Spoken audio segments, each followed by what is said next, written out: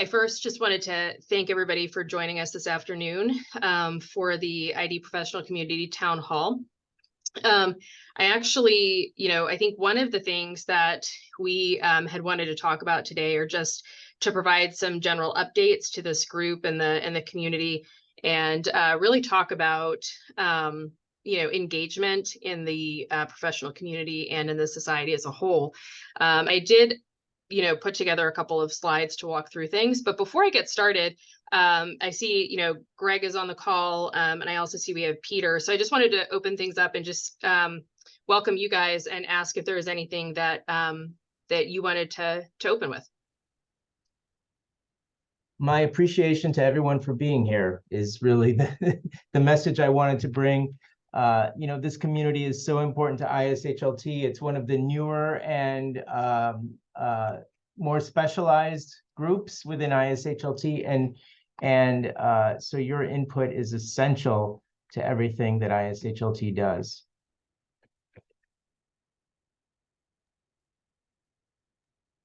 Great, well, thank you. Yeah, good morning, everyone. It's actually morning here, Steph. How are you? I'm good. It's nice to see you, Peter. Yeah, so yeah, just would echo those words of Greg. I think the other thing is it's interesting, the ID community in Australia has really expanded in the past couple of years, and we've had a lot of new consultants join our Metro North Health Service, which is the biggest health service in Australia. But many are not members of ISHLT, so I must admit I sort of sit here thinking, how am I going to increase their engagement in this society and overall enhance membership of the society, but also obviously make an important contribution to this group. So yeah, I think there's big opportunities in this part of the world. So yeah, very pleased to be here. Thank you. Well, thanks for joining. I am going to go ahead and try to share my screen. And let me. Okay, are you guys seeing the full screen slides? Perfect. Okay, so yeah, so I just from my standpoint, again, really wanted to welcome everybody today, and again, thank you for joining us on this afternoon. So I wanted to just start off by reviewing the ISHLT structure as it currently exists. I know this is something that we've talked about at the annual meeting, but it's newer, and I still think we get a lot of questions about kind of how does ID fit in to the entire sort of ISHLT from a society standpoint. So I just wanted to take a second and review the new structure of the organization. So as you can see here, there are 10 professional communities within ISHLT, and I've highlighted us up here at the top left. And so the professional communities are really, or were developed to allow for expertise-based networking and ensure that each of these individual communities is represented within the IDNs, which I'll talk about in a moment. They also serve as a source of content for expertise within ISHLT programs and services, and really are an entry point for engagement for individuals joining the society. And so that's kind of where our individual community lives and what our really goals are as a professional community. Now, you hear a lot about the interdisciplinary networks, and these are therapy or disease-based networks.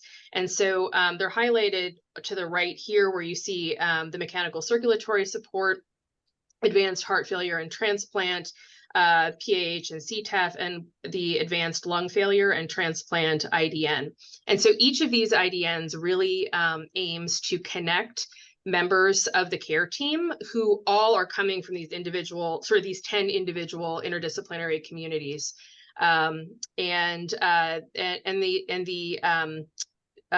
IDNs also really provide perspective to ISHLT leadership and are focal points for really how the public and stakeholders see us in terms of how we practice.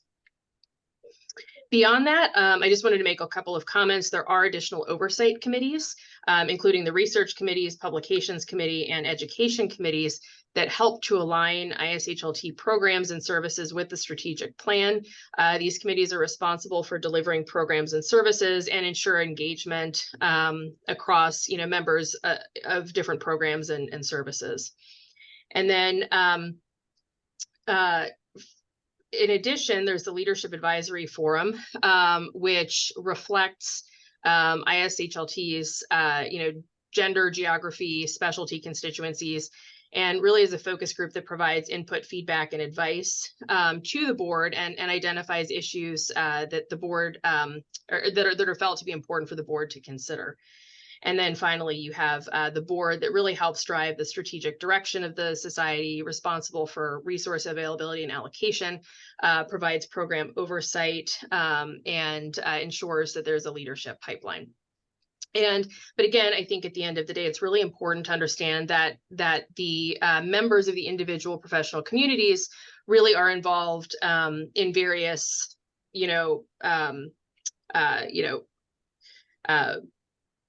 groups throughout the society itself. So I just wanted to talk a little bit about the ID professional community. As with the other professional communities, there are 6 representatives. So there's, or I should say, the leadership group is comprised of 6 individuals. 4 are representatives to the individual IDNs. And so you can see on our current roster, so I serve as the representative to the PAH and CTEF group. Nancy Law is the representative to the heart failure and transplant IDN.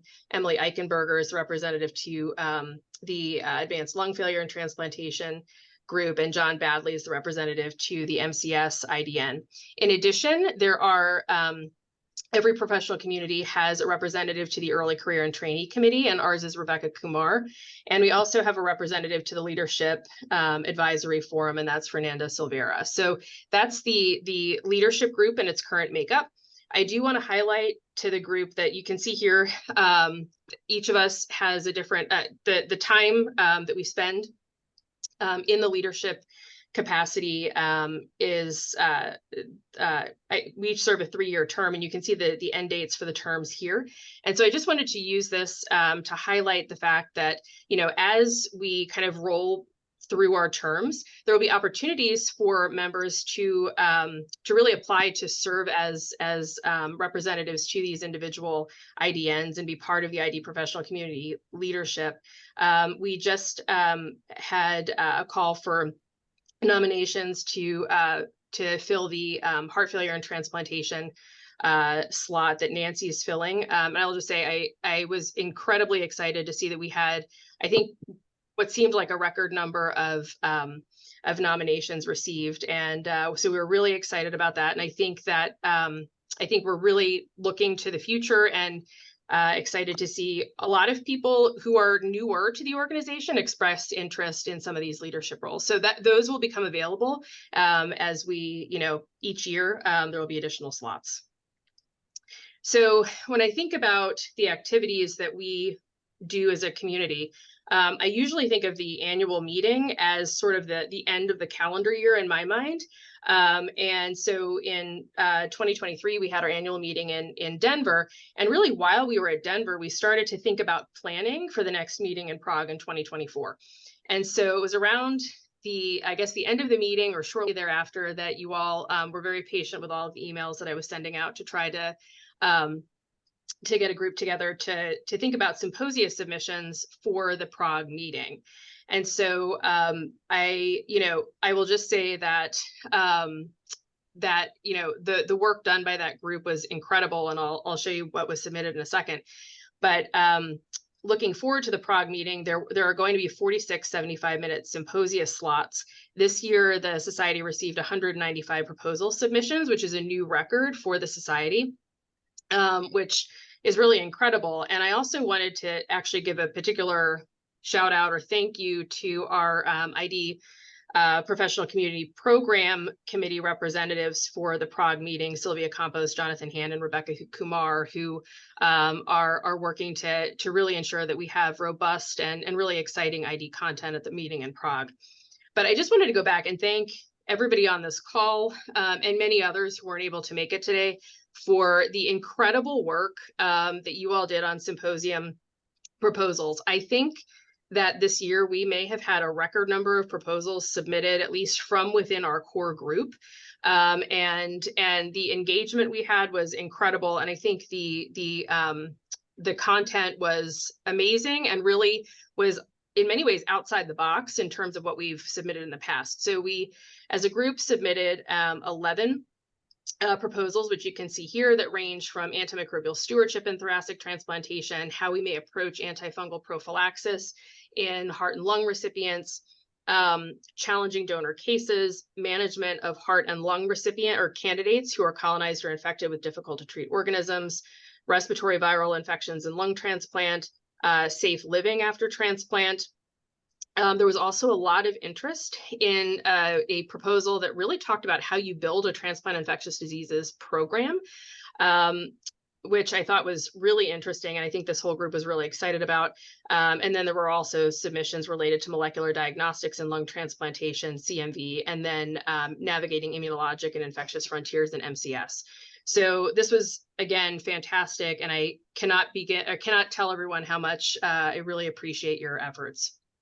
So the outcome of the proposal submissions will be sent to submitters on, if not by, October 9th.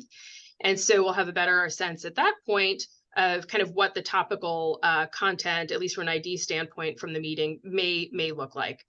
And I should also say that these submissions were ones that this group put together, although there were certainly other symposium proposal topics that were submitted that at least included some ID content, including schistosomiasis as it relates to portopulmonary hypertension, how to approach transplant recipients who may have been transplanted outside of your region who come to access care at your center, and donor management as well. So I think this was really exciting this year. And again, thank you to everyone. And so I couldn't talk about the annual meeting without also highlighting that the deadline for abstract submissions is coming up. It's October 17th. So if you have any ongoing research, have trainees or other faculty that you're working with who are working on anything related to heart lung transplantation, MCS, please encourage them to submit as well. I'll also say, in terms of engagement, there was a call that went out for abstract reviewers for the meeting, but typically speaking, at least in the past, there also have been calls for individuals to volunteer for kind of poster walks during the annual meeting. So thinking about engagement moving forward, that's another fantastic opportunity if something like that is planned for the Prague meeting. I also want to talk about a couple of other things that the ID professional community is working on. So one thing is the professional community webinars. So starting last year, each of the professional communities sponsored a webinar. And those are available actually on ISHL TV, which is through actually a YouTube page. Last year, the ID professional community had a webinar that addressed the use of hepatitis B virus and HIV positive donors for thoracic transplant. We thought this was a really important topic for the community, and we co-sponsored the webinar with the Transplant ID section of TTS. So we thought this was a great way to also potentially engage individuals in another international society who have shared common interests, and may be a mechanism to increase engagement and involvement with ISHLT for those who may not be members. And so in that webinar, which again is available for viewing, we had fantastic talks from Cam Wolf and Tina Stoser, and Rebecca Kumar did an absolutely amazing job moderating, but also really doing a ton of the legwork to put this fantastic webinar together. Now, how we got to this webinar topic specifically was looking back at the ID symposium submissions for the meeting in 2023 that were not accepted. And so you can see here, these were some of the symposium concepts that we had proposed for the 2023 meeting. And when we receive feedback from the program committee, we're told whether much of the content is accepted, some of the content's accepted, or none of the content's accepted. And so we really looked at the two symposia that were not accepted, and we felt that finding ways to potentially use donors with certain infections would be a really interesting topic for not only the ID community but the broader transplant community. And so that's how we came up with that webinar concept. And so moving forward, our professional community webinar is scheduled for February 2024. We don't yet have a date for that, but what we are hoping is that once we receive the feedback from the program committee about our symposium proposals for this year, that we're really going to take the same approach and see, what may not have been able to fit into the annual meeting for this coming year, and use topical content that was not included or will not be included to form the basis of the professional community webinar. So I would just say, and this is, I think, a really fantastic opportunity for us as a community to, bring attention to certain issues that we think are really important as a community, but also to highlight people who are rising stars in our community too. So I think there's a lot of great opportunity there. And if anybody is interested in assisting with webinar planning, please reach out to me. We would love to engage as many of you as possible. And then just a couple of other updates. So we were asked by the Standards and Guidelines Committee to evaluate what needs we have as a community with respect to updates of previous guidance documents, as well as whether there are any new needs that we should be addressing as a community. And so I just wanted to let everyone know that we had suggested that there is opportunity for updates of a number of previous documents, including the consensus document for strategies to prevent and manage infections related to MCS, which was published in 2017, and may fit nicely with the updated MCS definitions document that's forthcoming. We also thought there was opportunity to update the ID diagnostic guideline, certainly the guidelines for the management of fungal infections and MCS and cardiothoracic organ recipients, as well as the working formulation for standardization of definitions of infections in cardiothoracic transplant recipients. But when I had emailed this group, the major need that was expressed was really a guidance document related to diagnostic and antimicrobial stewardship in thoracic transplantation and MCS. So these were suggestions, and so we should be, I believe, receiving feedback about which ones of these may be moving forward. So more to come there, and certainly would be a potential opportunity for members to be involved as well. And then I just had a couple of other comments. JHLT Open is now accepting submissions, and I just wanted to highlight for this group that manuscripts received from members through the end of the year will have all article processing charges waived. So I think just an opportunity to share your research and get that out there. We were also asked about potential concepts that may be interesting for future special edition or special issues. And 3 areas that we suggested were potentially fungal infections in thoracic transplant recipients. This group very clearly strongly values discussion surrounding antimicrobial stewardship in thoracic transplant recipients, so we suggested that as well. And we finally suggested a medical education topic, which I think was really interesting and novel. We know that it's hard to have, I think it's harder to publish pieces related to medical education, generally speaking, but I think would be a really interesting topic, not only for infectious diseases, how we train our fellows, approaches to med ed in that landscape, but also be really relevant to our medical and surgical colleagues outside of infectious diseases as well. So more to come there. These were just suggestions that were submitted. And then finally, in terms of engagement, I just wanted to highlight that, and I don't know how many are aware, ISHLT has an expert link that basically members can sign up as an expert in a particular area. It allows for things like mentorship, or even opportunities to throw out challenging questions and have individuals in the community potentially respond. So this is another way I thought I would highlight that individuals of the professional community can become engaged. And so that is what I had in terms of slides. I'm gonna stop sharing. I just wanted to see, I'm sorry, I see there's some comments in the chat. But while I look through these, wanted to ask if anybody had any thoughts, comments, questions.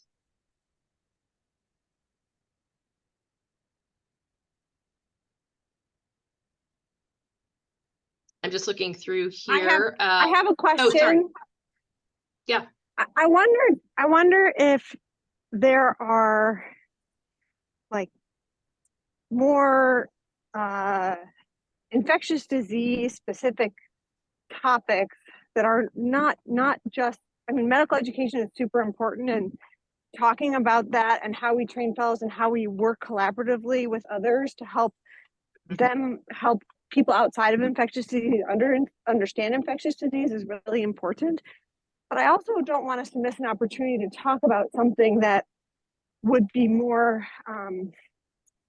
scientifically research oriented, as a mini review or something, because I think that's something that we want to ensure that we keep that spark, that people understand the integral component of infectious disease, whether it be, you know, use of hepatitis C donor organs, or donor-derived infections, or expanding the donor pool, something that will leverage our expertise even more so, rather than getting too far away from that. It's because I think that's also, we want people not only to look to us for education, but look to us for our scientific knowledge and understanding of how infections impact grafts and devices.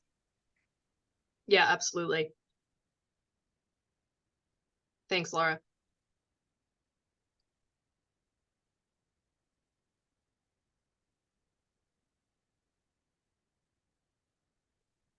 Yeah, and I think we really do you know, want to continue to show our value in really everything that we do. And as I'm seeing here, Ricardo is also pointing out, yeah, certainly expanding the donor pool, donor-derived infections, also non-tuberculous mycobacterial infections are huge here. So absolutely. Absolutely.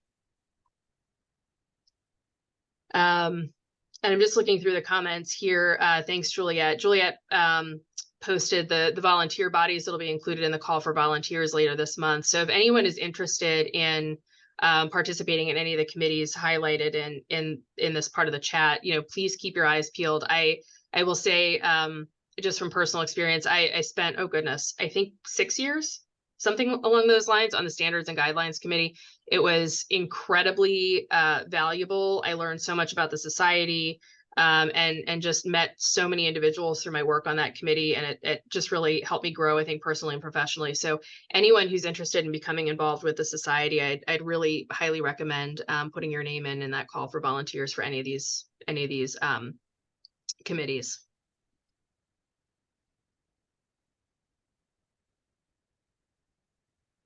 And I'm just taking a look at the chat here. Cam's asking, do we know what the future cost of JHLT open articles is going to be? That I actually don't know. Greg, are you aware of that? Yes. So the cost of JHLT articles will be $2,500, but in the second year of publication, that is 2024, they will be discounted 50%. with an additional 20% off for ISHLT members. And then after that, it will be full price, but ISHLT members will continue to receive 20% off whatever the rate is at the time. Okay, thanks, Greg. And I also, oh, sorry, go ahead. Sorry, Go Joanna, go ahead. ahead, Stephanie. I was going to change the topic. No, please do. Go ahead. Well, I wanted to thank Greg for being here, and also Peter. I like the graphic that you showed, Stephanie, at the beginning, showing how the IDN relates to the professional communities. I just wanted to express my feeling, and I think others may share, that I feel less of a connection with the new professional community structure compared to what we were used to with the council. So I was kind of wondering, what can we do as a professional community, and maybe what are other professional communities doing to really maintain that community? Because right now it feels to me that those inner circles overshadow the outer points of the star. So what kind of things that could we do to to feel like there's more of a there with these professional communities. Yeah, that's a great comment. I appreciate that. And if I could first turn it back around and say, what can you be more specific about what you're feeling is missing? Like what used to happen that isn't happening now? Yeah, that's a good question. I guess there's still confusion about what does the professional community mean? It used to be with the council, we had, in addition to representation in other councils, we had our own president, former president, current president, future president. So there was just more leadership organization. And we had subcommittees like on the symposium development. Now we're still doing that, but it's more of a ad hoc basis. You see what I'm saying? And so it just seems less definitive. And there's less information on the website, for instance. Like you can see the personnel, but you don't really learn much about transplant infectious diseases when one looks at the ISHLT website. A good comment. I think I do think we could add more detail to the page for each professional community that does provide a more substantive picture of what's going on and how to connect and how to create a subcommittee to start a project if that's an interest. So that's a great comment. And Yeah. Greg, the other thing. Oh, I'm sorry. Go ahead. I was just gonna say to echo that. I think that Stephanie's just outlined a whole host of opportunities for engagement and involvement, and the question is, how do we get that information to the members of the community? Aside from having the town hall, how do we make it so that people who couldn't be here this afternoon still know what's going on? And I know some of that Juliet will, or someone will send out minutes and the recording, which is great. It's a huge improvement. But I think, that to me, that would go a long way to informing people and bringing them into the society. I was hoping I could raise my hand, but I haven't learned how to do this. Maybe I'm missing the button, but I feel the same way as Joanna, and maybe some of our representatives on the IDNs. It will be valuable to share their experience when proposals are being discussed inside the IDNs, because from a very practical point of view, infectious diseases may be the leading or the second most common cause of death in a thoracic transplant recipient, and certainly a quite an important complication for those with mechanical circulatory support, whether it's durable or even the temporary one. So I do think that our input on developing proposals is important. So we'd love to hear how the dynamics are on the IDNs when the proposals are discussed. Yeah, and I think to just piggyback on that comment, I think one other thing is that it felt in the previous structure as though we had a little bit more autonomy in terms of what we could develop with respect to guidelines and the like. And I felt like we had a little, instead of having to take things up through the IDN for approval, sometimes I think sometimes for the smaller professional communities, just by virtue of us being a smaller community, the ideas may not resonate as much with the larger IDN as it relates to some of these things like Ricardo was highlighting.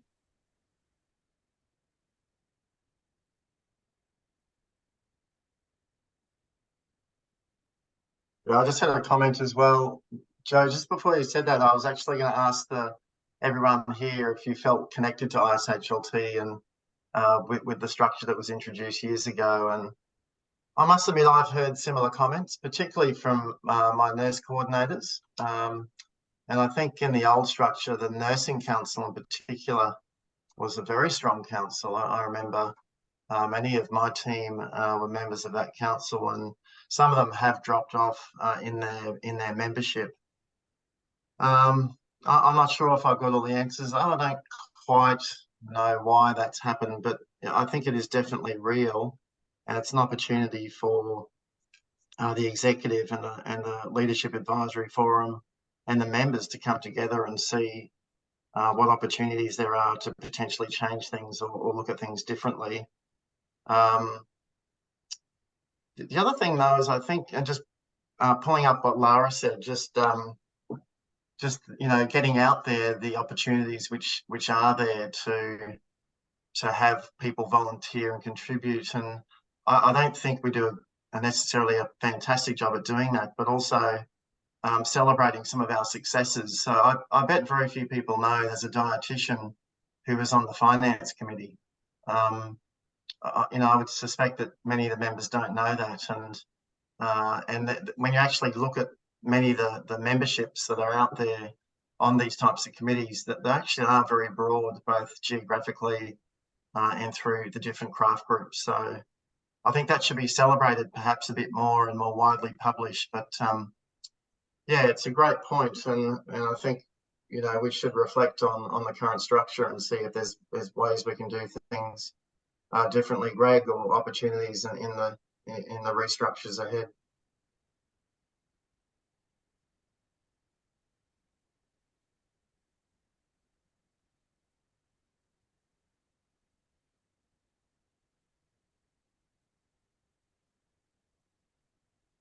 Any other questions or comments?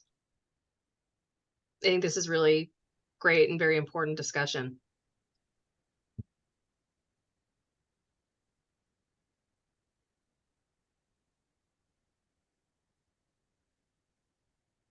Okay. I think this is why I just want to say one more thing. I think that, as Peter suggests, that the leadership does know that people are having this disconnect.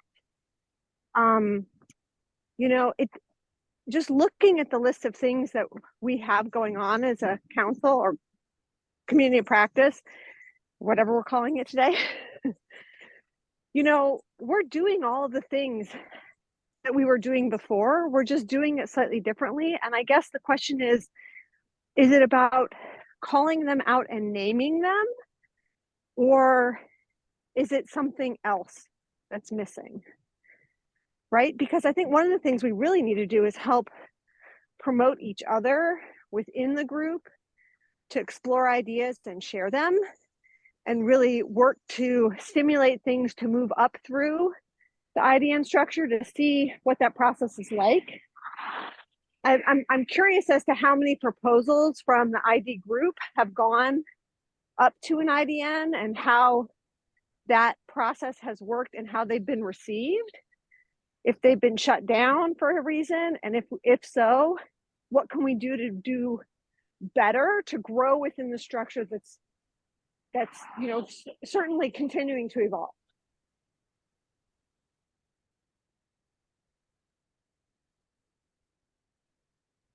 Yeah, I'll add that these are all good points, and as Peter and Lara have said, this has been since we had the organizational restructure. This has really been the major challenge: is how do these smaller professional communities, in particular, feel engaged and like a part of the organization, and have a sense of the gravity of that professional practice area. And we've had it was the primary topic for the Leadership Advisory Forum meeting in January of last year, and we spent a whole day and a half talking about that, and it's going to continue to be at the forefront of what we discuss, because it's the heart and soul of what this organization does. We have to continue to learn and evolve, and we'll do so. I think some of the specific comments that I've heard are part of the solution: more communication, more structure, or more promotion of the structure that's available, the leadership structure, meaning from as simple as adding detail to the web page about this community, to making it easier to understand how to form a subcommittee and launch a project. That's something that we hear about consistently, and and that's, I think, that the perception of a leadership structure that's different than it used to be is a big part of what I've heard consistently over the past 2 years. And so we've slowly evolved that to try and find that happy midpoint between the way it was before and the redesign, which perhaps swung the pendulum a little bit far in one direction. Yeah, I see Emily, you've got your hand raised.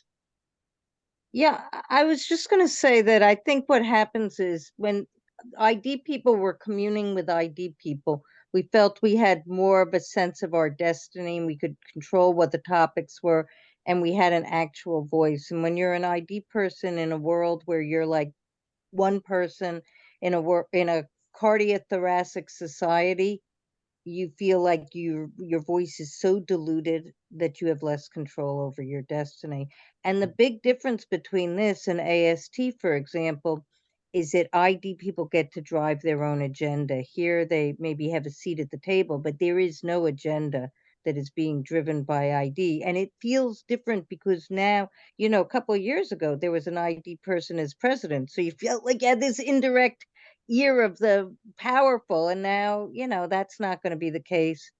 I don't know, maybe for whenever, but certainly not in the near future. And I do feel that we're already kind of a niche community in this society, the heart and lung transplant society. So we're not cardiologists, we're not surgeons, we're not pulmonologists, and so maybe the APPs feel like we do because you don't have that moniker that drives it. So I actually think it's an identity thing. And, Cam is saying he needs to like become more influential. Well, he is influential. So if this strong voice of ours feels not influential, I don't know. I think that's just what people are sensing. At least that's what I feel like from the vibes I'm getting.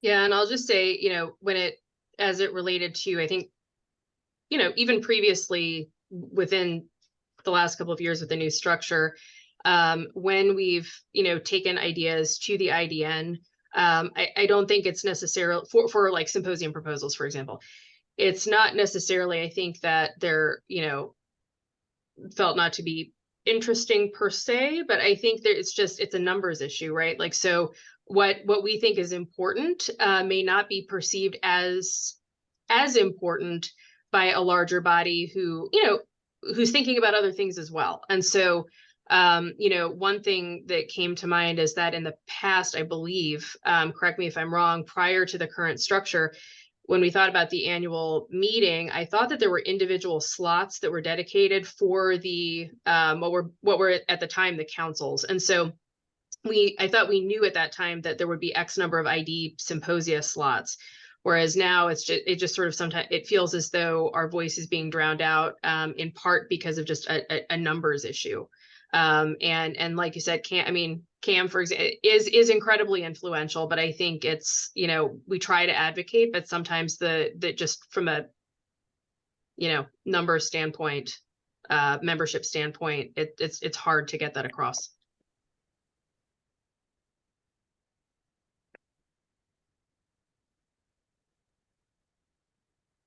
Go ahead, Laura. I think that we're all struggling with this conflict between having a tight-knit community related to infectious disease and having external influence on the broader community within the society. And there's multiple ways for us to think about how to navigate that. But I think part of it comes from this group right here, having a strong concept of what potential opportunities we have and how we can drive that, and having a specific set of ideas and agenda and being very focused on how to navigate that within all the other pieces of the society. I mean, the society is built on a foundation of an interdisciplinary network, an interdisciplinary community. And I think if infectious diseases voice was lost, it would be a huge miss and it would be a huge issue. And I just wonder if we can't, instead of focusing on, you know, what was, if we can focus on what could be and how we can do it, we would find a pathway forward where we would have more influence and more satisfaction from our engagement.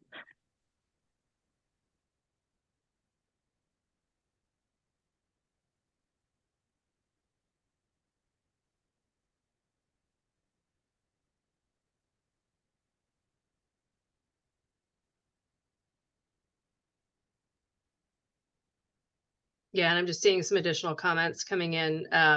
You know, certainly feels like what's important to ID oftentimes gets put on the back burner at the IDN level. It's not just that it's put on the back burner, but it's also very simplified. And those who are not ID think that it can all be done by one person.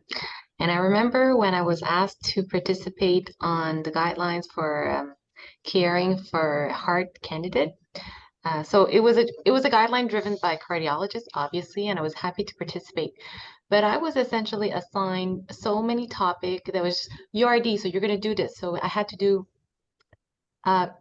immunization, peri-op antibiotic, serology screening, COVID, Hep B, Hep C.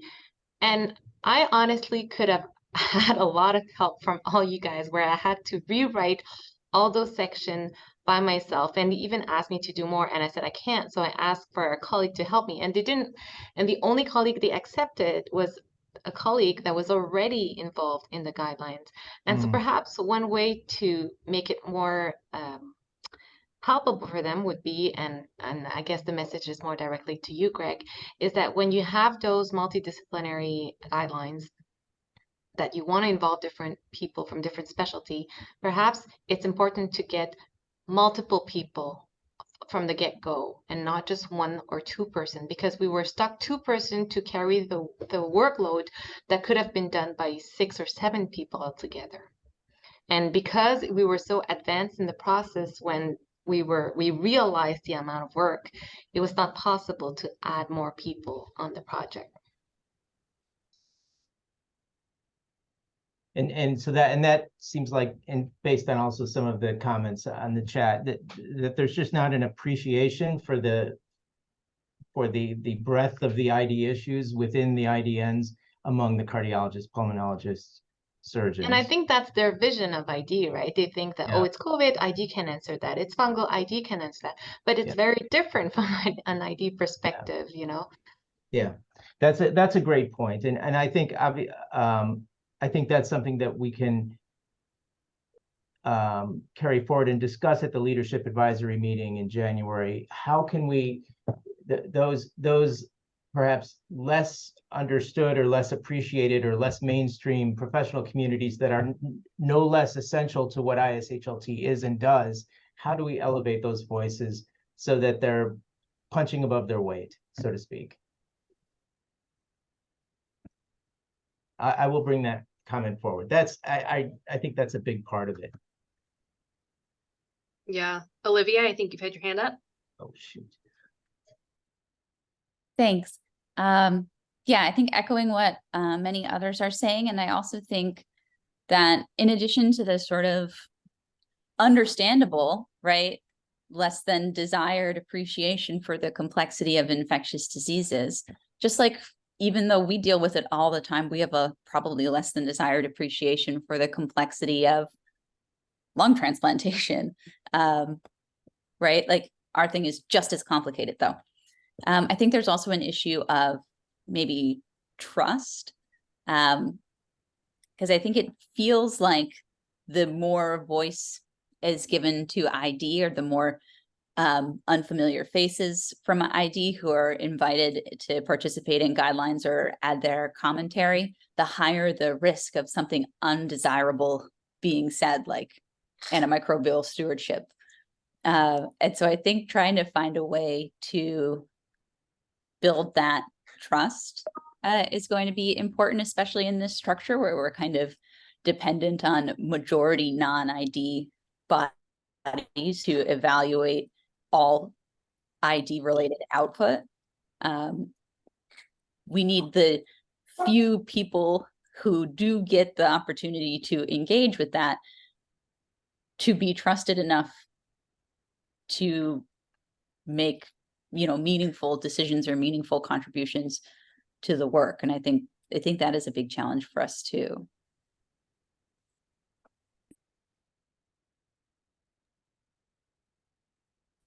Yeah, Orla? Just wanted to ask, at this January meeting of the leadership, will there be somebody who's ID at that meeting? I know that, you know, we have ID people who are involved higher up, but, you know, a specific ID voice. I think that, you know, so would be representative of the group. It might be a good idea to, you know, sort of voice these issues and perhaps get some traction. That will be me. And it is voiced. Are you alone, Fernanda, at that meeting? I am the ID has one person in On the leadership advisory. Yeah, I do think there will be at least one other ID person present at that meeting, though. Yeah, But I think there was somebody who's yeah. specific for ID would be a good idea. I mean, you know, I know you're very representative, Fernanda, incredibly, but, you know, maybe you know, so you might have other roles to play within that meeting that, you know, sort of, you know, so if you have somebody specifically for that, then it actually helps to give great oomph to it. Yeah, no, but I mean, I would like to reassure everybody that this is something that has been discussed before. So the leadership of the society is aware. They heard this many times before. It was discussed at the last meeting. And there is a lot of really, like, people are really willing to make sure that us and other people like nursing really feel that, you know, that they are a part of the society. Fernanda or Greg, maybe you want to share a little bit of the opportunities that have developed in the last 6 months that came out of that meeting, because I think it's important to show the effort toward progress, right? Because I also want us to focus on, you know, what's the next step in progress, right? Yeah. Well, one of the major changes two years ago when this new structure was put in place, it really was IDNs first and professional communities maybe, you know, or also. So since that time, we've put a lot more structure in place where now the professional community has a chair, and this one has an outstanding chair, and so a lot of the effort has been to try and provide that leadership structure that will restore some of the sense of autonomy and to bring balance to the IDN and PC dichotomy, if you will. We also so we changed it so that the professional community would have a chair and then representatives. Then most recently we changed it so that the professional communities can once again form task forces and subcommittees. And we also changed it so that rather than the IDNs meeting every month, now the IDN meets for 1 month and then the professional community leadership meets in the next month. So they alternate meetings. And of course we started the professional community receptions at the annual meeting, and they were primarily social. What we learned is we really need to have some structured time with presentations, and that's the platform where the professional community can develop the goals for the coming year and say these are the issues we'd like to bring forward. We weren't able to do that in Denver, but we're working on. But that is an very specific goal for the future professional community meetings that will be held in conjunction with the annual meeting. Is it will be part social but part structured formal meeting, and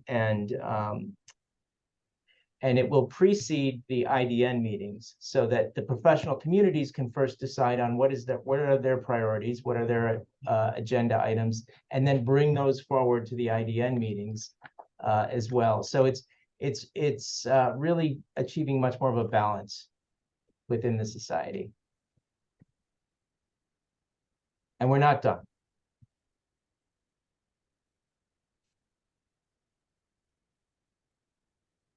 Emily, I see you've got your hand up. Yeah, I just had a question. With each of the IDN, the council groups, how many of them only have one of each phenotype versus having multiple pulmonologists or multiple cardiologists? And is ID the only one that only has one of each phenotype on everything and other groups don't? Or, I mean, I think that if you're like the the outlier in each group, it's harder to express yourself. That's a great question. So with each IDN steering committee, of which there are 4, has only one representative from each professional community. So on the advanced heart failure and transplantation IDN steering committee, there are 9 of the 10 professional communities represented. There's no pulmonologist on that group. But there's one from each. And then there's an early career representative and a representative from standards and guidelines. So, but let's say the one from each, how many cardiologists are there? It would just be one. Just one. Okay. So there are 10 professional communities within ISHLT. From cardiology, pulmonology, surgery, ID, pathology, pharmacy, anesthesiology, and so on. So there are 10, and each has just one representative to those committees. That said, there are alliances that form between pulmonology and surgery or cardiology and surgery that can not marginalize, but reduce the volume of certain voices. And that's what we need to address, I think.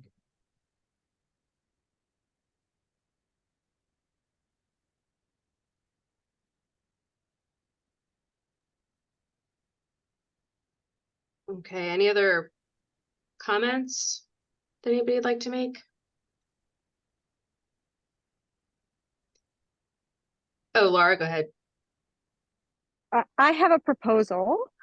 I think one of the things that would be really helpful, at least based on my prior experience, is having some type of primer for our professional community on how to create alliances, how to gain influence, and so that we can be more influential and productive when it comes to working with other communities as parts of IDNs or on other committees. Because I think that is a skill set that I know that I had to learn a lot about, and I'm still learning about it, but it definitely is something that will help us as we move through the structure so that we can have the influence we need. I have to say, before I go to many meetings, I do pre-work where I talk to other people who I know are going to be at the meeting to ensure that they understand the importance of what I'm going to propose, and I can gain their insight to have a good productive conversation and get their buy-in and see what's important to them so that we can work collaboratively. There's a lot that we could do, but we have to think about it in the context of what are the skill sets that we need to grow within our professional community in order to be successful. That's a great idea, Laura. Yeah. I'm ready seriously. Yeah. And one other thing that I was just going to throw out there is that, Greg mentioned that the, ID professional community leadership group has a meeting every other month. But, as we think about how to, continue to work within the newer structure and how to make our voices heard, and I think it may be helpful to open up those meetings to any member of this group who wants to join, because I think having more feedback, more conversation, more engagement with everyone in this group will help, I think, help us make sure that our voices are heard moving forward. So I think that would be a direction I'd like to take this, starting with the next leadership meeting. Great idea. Laura.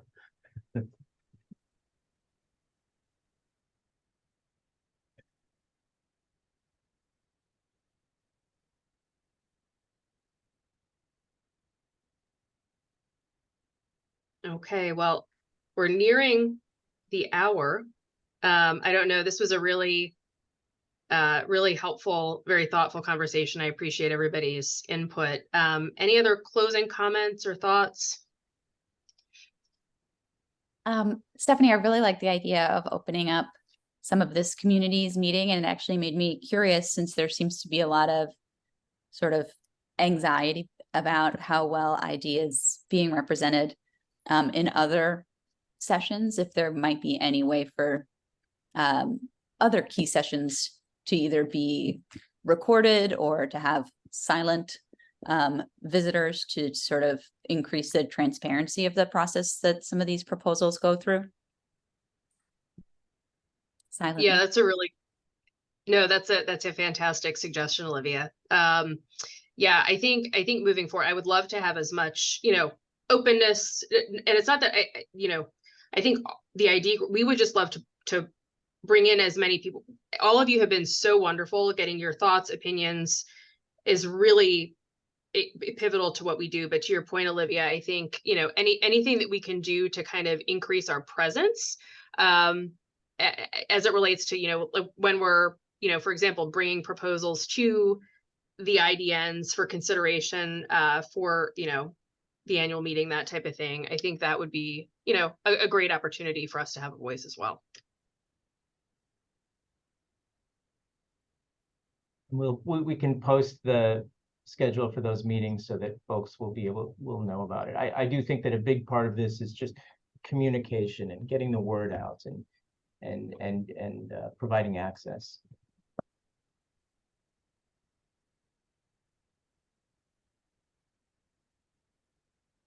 Well, great. Well, with that, I just wanted to thank everybody again for your really thoughtful comments. Thanks for joining us again Friday afternoon of Labor Day weekend. So I hope everybody has a fantastic holiday, gets a little bit of time off, and look forward to continuing to work together and more to come. Thank you all. Thank you, Stephanie. This has been great. And thanks, Peter, for waking up Saturday morning to join us.